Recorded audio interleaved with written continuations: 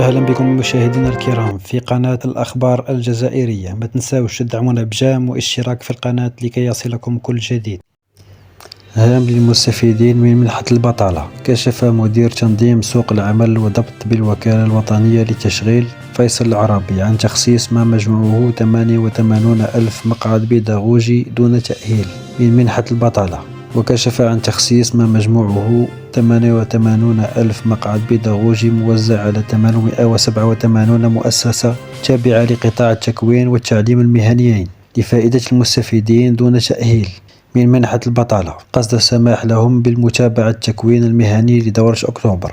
وأضاف ذات المسؤول أن التكوين موجه للمستفيدين دون تأهيل بهدف السماح لهم بالاستفادة من منصب شغل ومن إدماج مهني. وفي ذات السياق قال العرابي أن الأمر يتعلق بتكوين مؤهل قصير المدى، أي من 3 إلى 6 أشهر، لاكتساب كفاءات ومهارات جديدة والحصول على شهادة تكوين تسهل بذلك إدماجا في عالم الشغل في التخصصات المطلوبة في سوق العمل.